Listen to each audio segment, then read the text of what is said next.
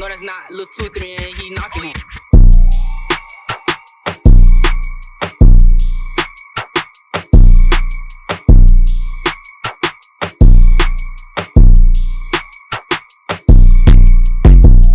Welcome back to another episode of the interview with Fat Funny. Today we have with us Ameer, an entertainment lawyer, and he's going to tell us the backside of the music business. So we're going to chop it up with him. Introduce yourself to the people. Tell us more about yourself. Yeah, Ameer Ali Esquire. I became an attorney. I'm a music attorney and entertainment attorney. Just usually on a day-to-day, just working with artists, influencers, record labels, publishers, everything connected to music. All right, so tell us about your upbringing, because you are a lawyer and you're from the state. So, like, how did that come about? Yeah, I'm from West Haven, Connecticut. My parents actually, they came here from Pakistan. They came here from Karachi, Pakistan. They immigrated here. I was born in New York. We lived out there for a couple of years in Queens. But since like second grade, I've been in West Haven. So I grew up around here. Was always into hip hop. Since I can remember. So like having like with my friends debates, this, that, and the third. So I always like music. Always thought about a way to get into the music business. Mm-hmm. Like, you know, at first like looking up to like people like P. Diddy and Birdman and stuff like that. Russell Simmons. I used to really like him. I used to watch that show Run's House. Yeah, that's Run's not House. Russell though. That's but he was in it. That's when I first learned about him. Yeah, I used to watch that show. So I started doing my research on him. But I thought he was fly. So that's kind of how I was always looking at it, and I was just always a smart kid. Like always easily like able to get like A's like without even like having to study. Like I love reading. So like one thing led to another. Yeah, fundamental. One thing led to another, and then when I had the opportunity, when I found out you could do entertainment law, I just started naturally just like figuring out ways to get that done. Yeah, so that was my next question. So look, what made you become specifically an entertainment lawyer? I love music. I love entertainment. I used to manage people back in college. I used to like I used to work. I used to do my thing, and whatever money I'd get, like I'd do shows. Like I did some at Toad's Place back in the day, like between 2011 to like 2014. Managing people, paying for their studio time, helping like curate their projects. So it was always like a go. Back then, I didn't even know that that's like the title for that is A&R. Mm-hmm. You know what I'm saying? So I was just doing it off a hobby. I was in school and in my free time, just doing it as a hobby. Went to law school. I studied marketing and fashion. So like even then, I was trying to connect stuff to business to that. Mm-hmm. So when they offered the class in law school, I just took it and I was like, hit it off with the professor. He went to Yale. Mm-hmm. He was out here. He was this black dude from New York. And he was living in California. He was teaching like entertainment law. So linking up with him, he gave me a lot of game, introduced me to a lot of people, and like, yeah, that was kind of like the start. And it was a hustle. It was a grind because coming from CT, you don't have no connections. Mm-hmm. Entertainment business, they tell you, and this is like true. It's all about who you know. It's all mm-hmm. about connections. So it's like that's kind of one of the reasons why it's hard for CT to get in, because we don't know people. Like if you're from New York, like Ja Rule, Irv Gotti, Jay-Z, all those dudes kind of knew each other. Right. So it's like they grew up together. So right. So it's not just there's talent everywhere. Like I've been in LA, New York.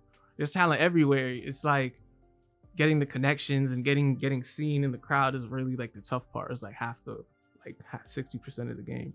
Okay, this might be a dumb question. What's the difference between attorney and a lawyer? That's crazy that you asked that, because that's like most people think they're the exact same thing. Mm-hmm. Like so that's they are different technically. Yeah. Like a lawyer is someone that like graduated law school, but he's mm-hmm. He might not be barred. You know, mm-hmm. he might not have passed that state's bar exam. You call him a lawyer, somebody just studies the law. An attorney, somebody that did that but also passed a state bar. So he could actually go to court for you and stuff like that. Mm-hmm. Yeah. Okay. So what does an entertainment lawyer do in the music business? What's your role? Typically an entertainment lawyer is just supposed to like review your paperwork. Mm-hmm. So whatever deals you got coming through, you have your entertainment lawyer look it over. He understands it, because it's like written in a way that the regular person can't understand. So like even like industry manager hit me up, yo, what's this mean? It's like a manager. He manages like big artists. He's like, yo, what's a work for hire? Like that just goes to show, you know what I'm saying? Mhm. So it's like you need us to look it over to make sure you're good and to change whatever it needs to be changed. At my firm, you know, sometimes, you know, we go a little bit further. Like, Mhm. you know, if we're a fan of the artist and we have the connections, maybe for like certain, you know, we'll try to use our connections to help the artist, and that a good lawyer will do that too. But the main part is just look over your deals and make sure you're good. All right, so you said your firm. What firm do you work at? What's some people you worked with before? Yeah, I work with the Fowlkes Firm right now with Carl Fowlkes. He's been like a mentor to me. It's been just a natural fit from day one. Before I got to him, I put in work at LaPointe Law in LA, and this firm called the Davis Firm. And his dad used to actually run Sony. Like he put on Whitney Houston and all that. So that was like my first. Where I got in, I learned a ton of things. They represent like Lil Jon, Swizz Beatz, and all those guys, some heavy hitters. And then went out to LA, did my thing with them. And then with Carl, it was just like a natural fit around that time. Yeah, because I watched some of his interviews too. You're right. It's with him. It seems organic. It's like laid back, Yeah. but he knows what he's talking about. Nah, he's smart. He's definitely really smart. He's from Jersey, and he's like for the artist. So I like that too. Like, you know, that I like that definitely. All right, so you've been in the background a lot. So let's talk about building the artist team. What are some key players that an artist that's trying to really make it? What are some key players that they would really need, and what do they actually do? I mean, of course, from day one, you need to make great music. So you need like somebody to help record you that's gonna make it sound good, like make engineering, mixing, and mastering. You need good people for that. You need good producers. Like it's good to shop around, but of course you want to have relationships with certain producers that could complement your sound, like French Montana, Harry Fraud, or Jay-Z, Just Blaze, Jay-Z, Kanye West. So it's like you want those relationships. Eminem, Dr. Dre. You want to build those relationships first and foremost. Make sure the product that you're trying to sell and make money off of is good. Once you have that, a lawyer, I think that would be, and a manager. After the lawyer, a manager, if not before. It depends on the specific artist. You know what I'm saying? Some artists might get a manager first, but I would say lawyer, manager, and eventually, if you get big enough, you'll probably need an agent to help you with all your shows. Those, and a business manager. A lot of artists don't have business managers that make money, and you see them like spend their advances, like, or not pay taxes properly on their advances, and it's like, then they like, now they end up, it's like they got like $1 million advance, but somehow it sounds crazy. Over to the IRS. It sounds crazy to the regular person, but like I've seen it multiple times where you got like $1 million advance, and like 3-4 years later or less, like you're like depending, like you're like fiending for like features and shows and shit like that to make money. Right, so right. You're valuing your stuff basically. You're trying to make money. So those kind of things for sure. So tell us the difference between a business manager and a regular manager, because a lot of people don't know the difference. Yeah, that's a business manager is almost like an accountant. Like, they're gonna just kind of like you know, like as the money comes in, set aside what needs to be set aside for your taxes and what needs to be paid to your manager or whoever else that you owe money to, and then give you your cut. It's just gonna make sure that your money is being accounted for properly. Kind of, a personal manager is kind of what most people think of, and that's like they just kind of like, it's so much. Like, you know what I'm saying? It's like they could do so much. Like just they have like a good manager will have connections and be able to get you in certain doors and just like give you really good advice. Like, for example, when I was watching the interview and it like with French Montana, he said that his manager, he's with Sal & Co, and we work with them often, like closing deals between artists and people that work over there. So he said like his manager Sal was like recommended that he go to Africa to shoot the video. Like he was hesitant. So that's, you know, something intangible that a good manager might be able to do. Basically, a manager handles your day-to-day business, to growing your brand, growing your business. Right. And then the bigger you get, you might have multiple managers. So you might have like you might have like the big manager, like for example, like a famous management company like Salco. Sal might be your main manager. but like He you has, might have like three, a four tour, people. right. Like You might have tour manager, a the different bus right. manager, the whole manager, like different people. Right. So like when you go on tour, you have this specific person that comes with you and make sure all of that sound, lighting, everything is booked, the flights, etc. Like, so, yeah. All right. So as an artist grows, moving up, do you recommend them getting like a more knowledgeable manager or staying with like the manager they came up with? You know, a lot of people, especially in the hood, our friends are our manager or somebody that's kind of smart in the hood is our manager, and they got us to that point. So what advice would you give somebody to get a new manager or just really try to get the manager you have now more knowledgeable about the situation? It honestly, like, it depends. Like, you can't really like use like a cookie cutter thing for everything. Like, maybe you're like the guy you're working with from your, like, you grew up with, you really trust him and he's really smart. You know what I'm saying? He's able to pick up the information fast and it just works. You know, 9 times out of 10 though, that's like not the situation. Like, the guy doesn't really know what he doesn't know the first thing about managing the artist. A lot of people get it mixed up. Like, in the beginning, yeah, like, it's important, like, you put a higher value on somebody being able to schedule stuff for you and do like basically like assistant type work. You know what I mean? Answer your calls, filter things through your Instagram. But you should be able to do more than that. And that's when like the connections and the experience and someone who's like actually does this for a living and makes like 6 figures doing it. You know what I'm saying? It's been through the ringer.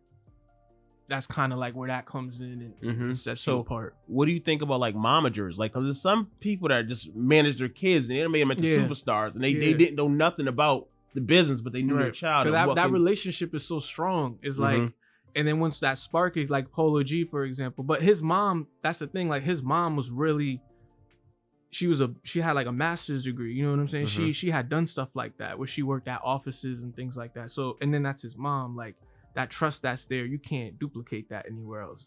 But like, and she was smart enough to figure things out and things like that. Or like Kris Jenner with the Kardashians. Like, she can do that because she grew up in that environment. Like, they grew up in Hollywood. Her husband was a lawyer. Like, you know what I'm saying? They've been around celebrities their whole life. So in certain situations, it could work. But like, again, like for the average person, I don't know. I would just say go with your gut feeling. Just situations can change. Like, you can have your homeboy be your manager in the beginning, but then later on, you know what I'm saying, he might need to look at a different role. And as you grow, about to say, so you know what I'm saying, play a role. After we done got to a certain, you need these people to grow the business. You can still stay around, but you the touring manager now. You're not really exactly. Like, you got to be willing to change as the time progresses in the whatever the situation calls for. Like, you know, this one manager might want to work with you, and he has connections like he's multiple different labels, and by working with him, maybe you could work with the other artists on the staff. Like, you know, he might have some other big artists, he might have some producers he could connect you with.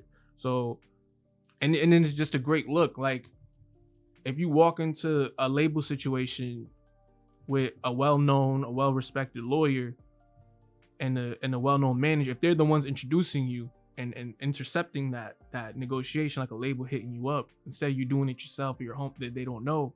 Right. They can get over on you because you don't know what you're talking about. But if you have somebody else, not even get over on you, but they're gonna come with some bullshit probably. Like, you know what I'm saying? You might catch it. You might be smart enough to catch it. Like Russell, that video I sent you with him. But they definitely probably will try you. And then, you know, but simply put, like, having a manager is so important. Good manager could like literally like get you more, like, instead of like a royalty deal, get you like turn that same deal into like a net profit split, which is like a 50-50. You know what I'm saying? Instead of like the label owns the music, you get like a lot of people doing it now, honestly, because you finding TikTok stars. But all right, next question: the state of CT hip hop. What do you think about it, and who do you think are some of the top players that they just, if they had like a little push, they'll be on the main stage? I mean, the state, I would say about the state of CT hip hop, I mean, there's a lot of talent here.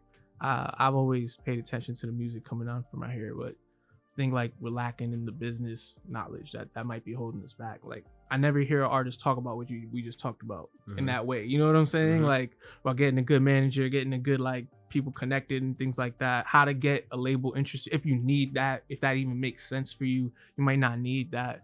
How to market yourself and just really how to turn it into a business. I never hear that type of talk. I just hear like a lot of almost like pipe dreams of like, That's I want to be the next Jay-Z. They want to be Jay-Z. They want to Yeah. change. They don't think of the Yeah, business like, aspect but how are you of it. gonna get to Like, that? music Like- is it's important, but that's not the main. The business is the most. Nah, the important music thing. is real because without the music, there's no business. Yeah, but if you got it's Right, tons right. of people with great music and Yeah. the business is trash, so it never went anywhere. I've heard so. amazing rappers all over. Like when I went to law school in San Diego, I was like, why the hell ain't nobody from here blow? Because these dudes is spitting like all type of crazy bars, and dudes is spitting half Spanish, half English, like switching it up, and they just they killing it. And They it's lack like the knowledge. The yeah, business it's part. like it's just like LA's right there, and it's stealing all. It's like this huge supernova that's stealing all like the energy, and it's like yeah, it's just like if you want to be the next Jay-Z and you only study Jay-Z and no one who helped him, then it's like I don't know if that's right, because I'm you the know what person that saying? studied the team. I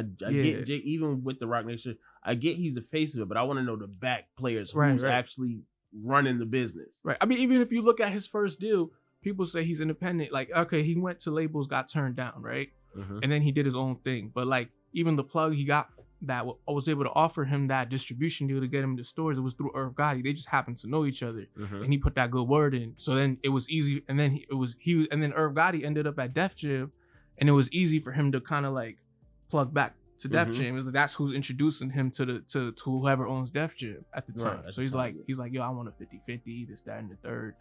I want to own my masters. He's able to get a really great deal. Money up front, but still own his music. Like, All right, I'm glad you said own your masters. Explain that to the people, because especially now, you hear people saying that all the time. They don't know what the Yeah. fuck it means. So like, explain to them what own your masters mean and when is it important to own your masters, because you can own your masters, but they're not worth anything. yeah, So, if like, they're not what- worth anything, you own like nothing. Like, Yeah. you own like a piece of paper. So it's Mhm. like, but if they're worth something, then you own whatever the value of that is. So if you got like, if your song made like $100 million and you own 100% of that music, you made $100 million. If you only own 15% of it, you might have made 15 million. So that's Mhm. kind of as simply put as you could be. Everyone wants to say they own their masters, but most artists don't. Mhm. Especially like the older artists. But the good news is that yeah, like in today's day and age, the deals are getting a lot more fairer. Like Mhm. 100%. Like at my firm, we don't even like trying to do royalty, like the traditional royalty deal where the artist gets like 15 points. It's 85-15 the label's way. Mhm. Yeah. So what do you say about the older artists selling their catalogs now for like That's big what you chunks should of- do. Yeah. That's the main benefit. There's two main benefits to owning your masters. It's not really a lot more money per se. It's really the control, or like at least it is more money, but the way people think about it is, it's not like for example, Nipsey Hussle. He's like the face of owning your masters and being Mhm. independent, right? But even like his music, it comes out through All Money In. Like if you look on Spotify, you go Mhm. down and you see like the name before he did the Victory Lap album. He did that with Atlantic, but it's All Money In, and it's just them. It's 100%. But that label is split with 4 people: him, his brother, their friend that died, Fats, and this guy named Adam.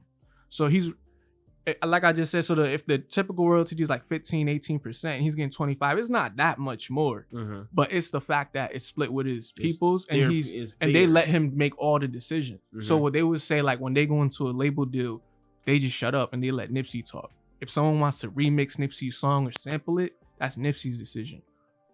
When you don't own your masters, you make none of those decisions. It's whoever owns the master. So like the label. So that's really the main thing. So like years down the line, they might not want to, you might be a fan of a specific artist, and and you might think, because culturally you're from that and you understand like he's gonna be the next big thing, and the label might not get that. They're And like, even you get the approval from the person, is Right. I don't own it. I can't do nothing about it. Like, That's why Kellis got mad, Mhm. because Beyonce cleared that record. Beyonce did nothing wrong. She did her everything. part. It was Yeah, just she like- paid whoever she cleared it. She paid whoever she needed paid. You have someone that she's mad because she wasn't hit up, but legally Beyonce didn't I have didn't to have hit to you hit you up. up, and I didn't have to hit you up. That Right. you just want to say You something. just want the 'cause, attention. Yeah.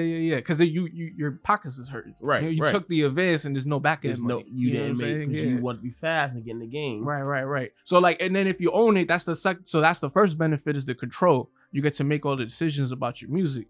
Then the second benefit is, yeah, like you could, after time, once you build your catalog and it's like a classic catalog, you can Mhm. make a deal for it. Like, and sell it together or a piece of it. So like Justin Timberlake, $100 million deal. You know what I'm saying? So if he doesn't own it, somebody else is gonna make that deal. Sell to make $100 million. Right. All right, let's get back to CT music. Yeah. Why do you think it's such, I'm not going to say dark cloud, but why do you think CT artists, they can't get it together? And collaborate and really just push somebody to the next level? It's like, we're like kind of like being close to New York hurts us, or historically has hurt us. That's not really like an excuse anymore because of the internet era. But yeah, like that's one. But like not having like not understanding the business and what it takes to get that deal or to push to that next level that you're talking about. Even like how you just said that, I think we need to change that mentality. Like how you phrase it, to go into the next level. What's that next level? You know, national stardom, like being able to tour nationally. Is that the next level? Is it a platinum single? Artists, because there's some people that has a talent, but they can't even get out their city. Not I'm not even talking about the state. The city knows them, but like once you go out of the New Haven borders, it's like, who are you? If like, you know what that might be? Is because a lot of rappers, they just start rapping because they're like cool in their neighborhood. And sometimes that works if you're cool and you're good. Mm-hmm. Sometimes you're cool and you're just not a great musician. You know what I'm saying? So like you're able to get lit in your city because the talent's not there. It's not going to expand. Like people that don't know you aren't going to listen to it because they don't. You might be like a trap star in your neighborhood, and because of that, people are putting more weight. And the lyrics, like you say, you made this much bread, or you did this, you hit this dude chick. Like people know, like these people, like what, like they're from there, so there's like it's extra. It's like, oh shit, it's the drama. You know, like, but like someone in Hartford that doesn't know isn't gonna grab onto that. He's just gonna be like, yo, this is kind of like, it's not that great. So there's that.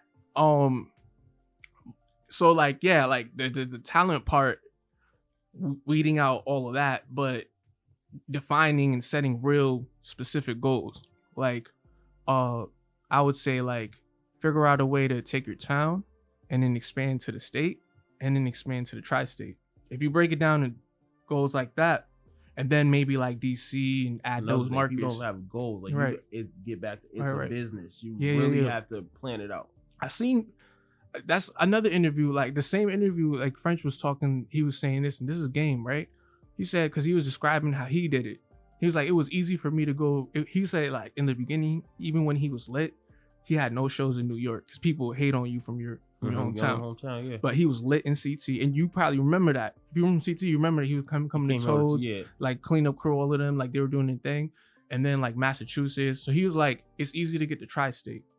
And it's also kind of easy to get to DC and Maryland and do shows. What he's talking about is getting booked consistently for shows and picking up bags. And then when you're doing that, you're touching the people, your music is spreading like that's when you start naturally. Growing. Once you right the tri-state, New England, once you start growing there, you start spreading everywhere else. Right. So there's that market. Then he said, and is the hardest thing for him was to go past Virginia, like so the South. But then when he made like Chopper Down, the whole South opened up. So he's getting booked in Atlanta, Tennessee. And then that's a lot more money coming in. And then I guess Pop That and stuff took it nationally. But like setting like realistic goals, studying those type of like that type of advice and then applying that to your situation. So like if you're locally, you're just starting out, grab the town, then try to grab the state, do what you need to study the game, make the connections, and then try to get New York and Massachusetts. And that should be easy. And if you can't do that, then like if you can't get money in Boston, that shit is right down the street, and they listen to the same type of music we do, then it's like, what are you doing? Because like Jadakiss, like I went to a D Block concert at Toad's Place, and I went to a D Block concert in LA. The LA shit was damn near dead. Like it's not the same type. Yeah, I wasn't even gonna go, but the day of, they dropped the tickets down to like, it was like 40. They dropped it to like $12 because it wasn't selling out. I already knew it wasn't gonna be. So I was like, nah. Then I went because it was like $12. Like I'm gonna go. Like, you know what I mean? Like, there's something to eat, but I was gonna go anyway. So I'm checking it. I'm like, I'll just go. But it's D Block. Like, you know what I mean? How many times do you catch them performing together? But like, yeah, the one at Toad's Place wrapped around the block, sold out. So you get what I'm saying? Like, it's even they can't sell out certain markets but they can sell out the whole East Coast consistently. So Because our type of music. Yeah. Once you go in the yeah, West Coast, I'm focusing on the shows because by the time like your streams, the money off the streams and off the music itself is gonna like by the time that starts to be But something. unless you are a big artist, you shouldn't be looking at streams and stuff right now because you're not That's gonna what I'm make saying, that kind of like, money. 'cause, like, you need to focus on the right, stage right, show, right. making money. Like Yeah. by the time you make money off streams, it's you already a superstar. You know, you're already getting booked. So I thought out to get to that, do shows for free if you can, just to get out there, get to know people, touch people. That's the best way to get fans. They hear it in real life, they vibe to it, and get to that level. Because by the time you start getting real checks off streams and Spotify and Apple and YouTube, you made it. Like you booked already. You can really like, do something. Right. All right. So if in your opinion, what's your favorite CT artist? I like Ty Henney. I like him.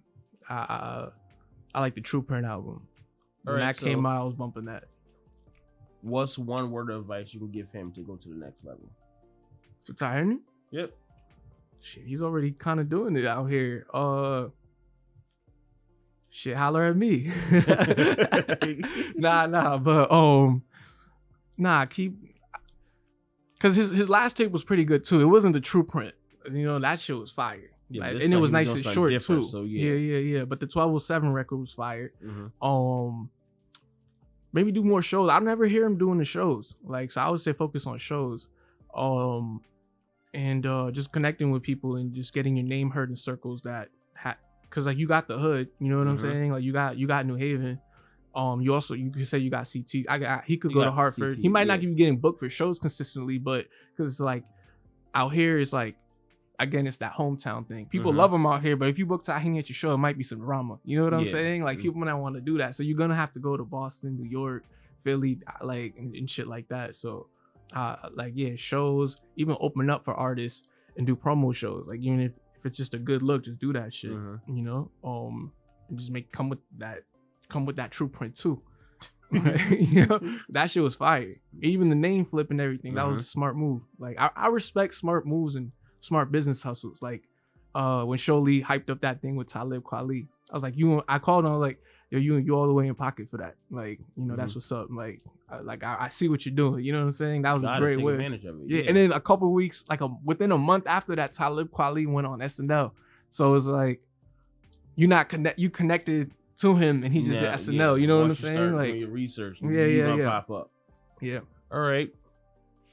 Indie deal versus major deal, and give me some pros or cons of both. Indie deal versus major deal. Type of indie deal. So it's like a major deal is more bread involved, obviously. I mean, indie deal, if you're really truly independent, is you're just doing it yourself through DistroKid, you know. Yeah, but I'm talking about more of not a major label, but it's a smaller label than not really independent. I'm trying to think. Give me an indie label. So like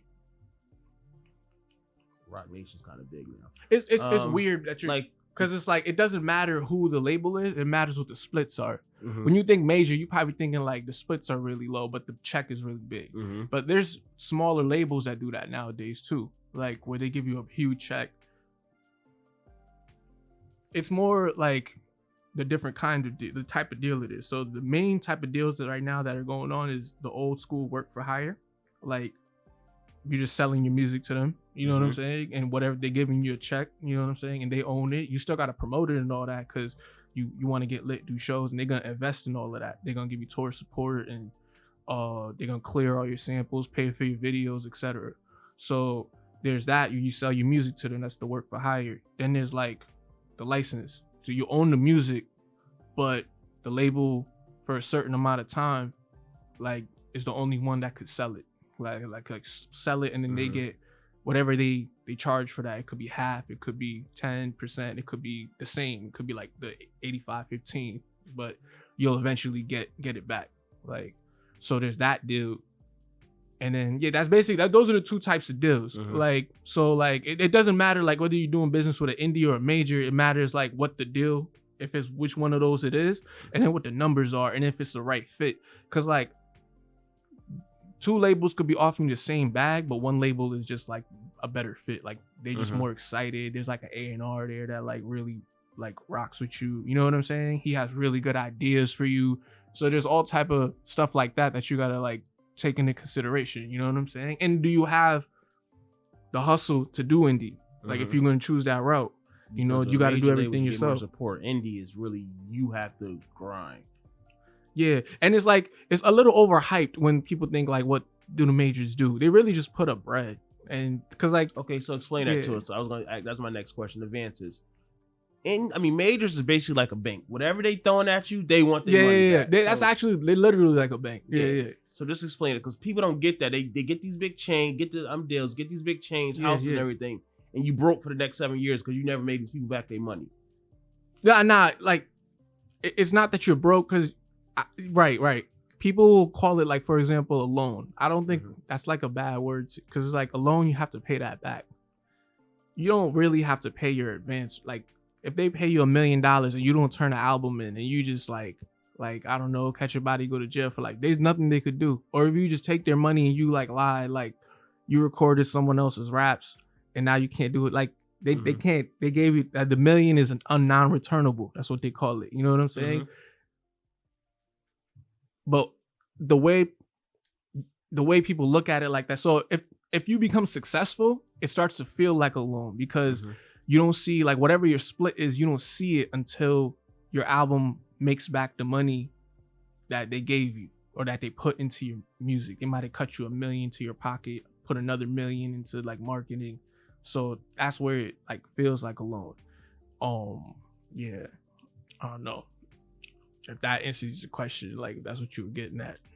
Kind of. All right. So why some of the bigger name stars don't take the advances now? Like say like a Beyonce or something. Like she doesn't need a label to do nothing. She gets for advances. No, she gets like, big advances. Yeah, but I think I read something about she didn't get it. Like she literally did the last album on her own because she doesn't really need the label for that. Yeah. Okay. So she can put her album on. She could do it however she wants. She's got so much clout and leverage.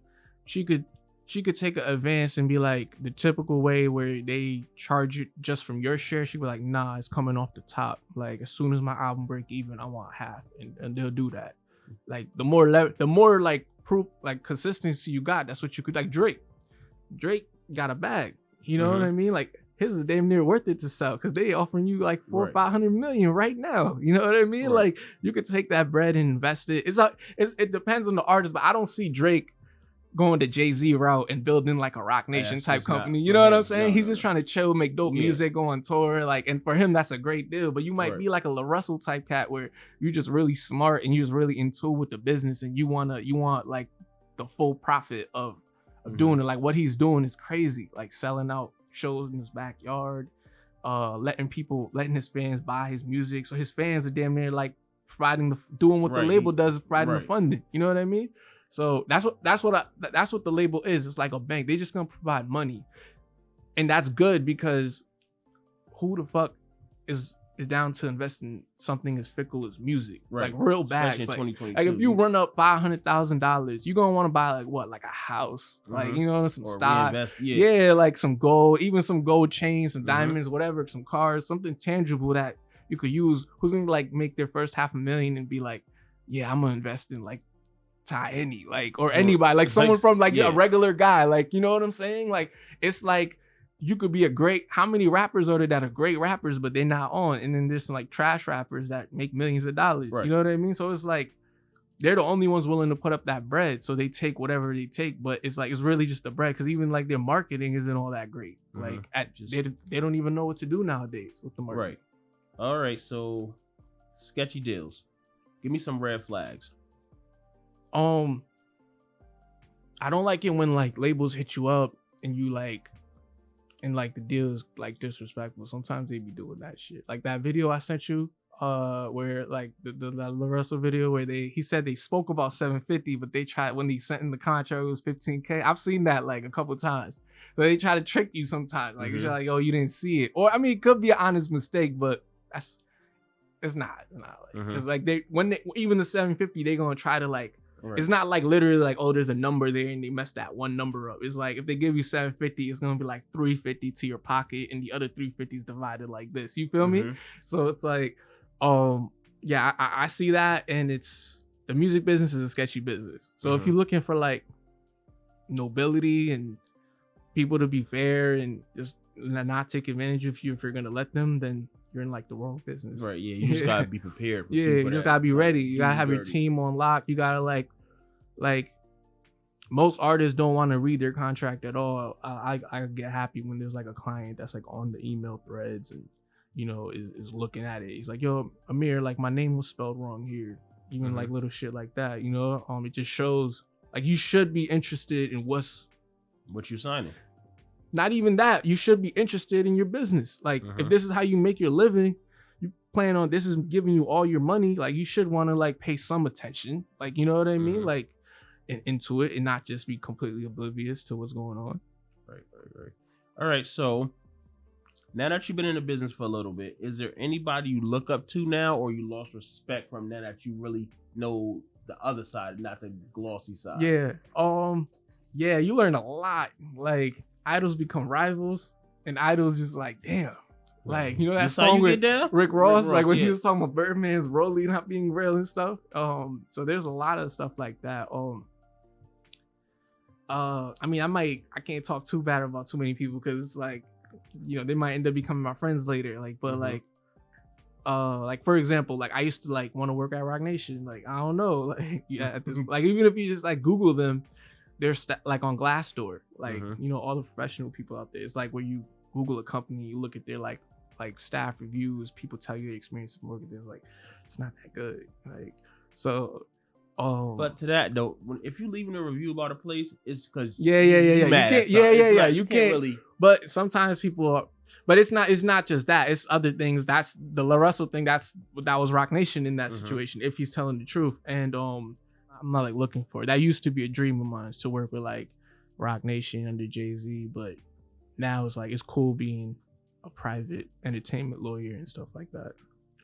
All right, so tell us some other ways you can make money in the music industry. You don't have to be a rapper. Yeah, you could be like a creative or something. So like, what are other rappers? Damn near the worst way to make money because it's the hardest thing to do. Right. Even when you do it, people are gonna try to like get in your pockets. You talking about people in the artist's pockets: the manager, the tour manager, the lawyer, the publisher, the label. Because you are the business. Yeah, I'm talking more the creative side. We talking about the creative side. What? So like A&R, creative director. Oh yeah. That's actually one of my goals, to get like an A&R position at like a label, like a Warner Brothers or something like that. I would love to do that. And they basically like they'll help you put together. It's like they do a lot of what a manager does, but you don't get them until you sign to a label. You know what I'm saying? So it's like, once you sign, because they work for the label, but once you sign, once that deal is done, now you're partners. You know what I'm saying? So that then they're like commit. And a lot of times, like the artist will sign, like Jeezy. Jeezy only signed to Def Jam because there was like this A&R there that was like Jeezy just trusted, and they made all that history together. He worked with him until I think he died. Like, I think the Pressure album. So that's 2016. So that's like 11 years. So yeah, like A&Rs, managers, agents, people to book your shows if you get to that level. But your homeboy could do that. Book your shows, keep track of your shows, getting you booked at places. What else is a job? Like some jobs like A&R manager, you don't even need a college degree. You just need to know what you're talking about. In the music industry, I get lawyer, right. But everything else, it's really more of you just being around and understand what's going on. I could see someone from the culture like saying, I don't know about lawyer, you gotta go to college and you gotta go to law school and you gotta take that damn bar exam. That's like 7 years, 8 years, and you gotta take out loans, all that. I don't know about all that, but A&R manager, that's just something agent. You learn. Yeah, you could do all of that. Like definitely CEO. You can learn technology. And be like a CTO of a label of your crew, chief technology officer. Teach yourself on YouTube and do that. Those you can learn a lot on YouTube. I don't know how to do something. YouTube. Right.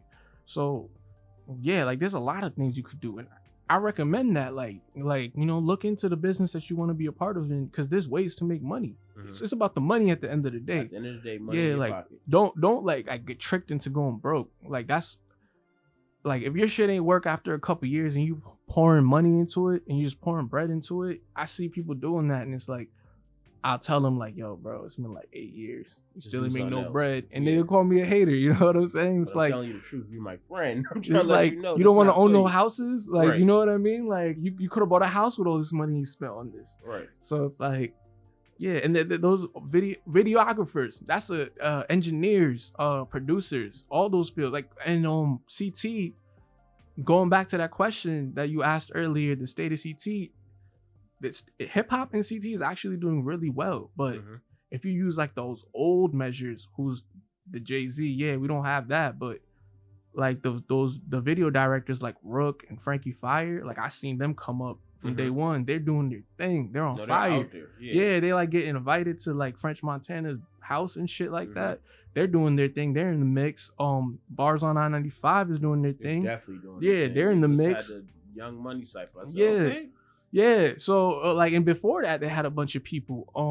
So people are doing the thing from CT, like from other from other ways, and we're starting to build a name off other things, and I think that's really dope. You know, like you can't be stuck on one thing forever, and somebody will do it. Like it's just a matter of time. I think like maybe like focusing on like making dope, like strong structure instead of bar, like just getting with the times, like and stuff like that will help.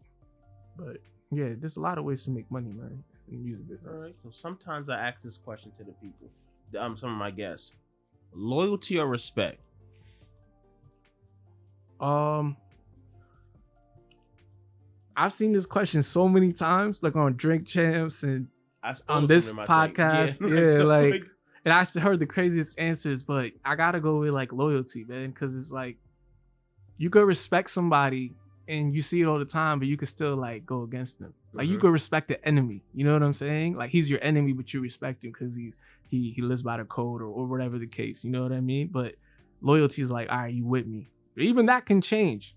But if you're loyal in the moment, you're loyal in the moment. If you're loyal, even if we have a disagreement, I know you're not gonna do me dirty. You're on my side. Right. If I could have your respect and you could be not on my side. I can respect you today and don't care about you tomorrow. Nah, like if you respect somebody that's always there, if it's genuine. Not really. Nah. I can respect you because from outside looking in, I can respect you, but once I get to know you, I have no respect for you now. True. So like, yeah. But that's like, you didn't really, if you know somebody and you just respect, like let's say you from like two rival neighborhoods and you like, that's your enemy, but you could still have like respect for them because they're still lit and they never did, they got caught their case, they didn't tell, etc. Like, and they move, like they seen you out with your kids, they could have pressed up on you, but they didn't. So you might have respect for that person, but it's still on, you know what I mean? But you right there, you got the kids. Right. But the person who's loyal to you through that thing, he's on your side. He's on your team. He's from your neighborhood or whatever.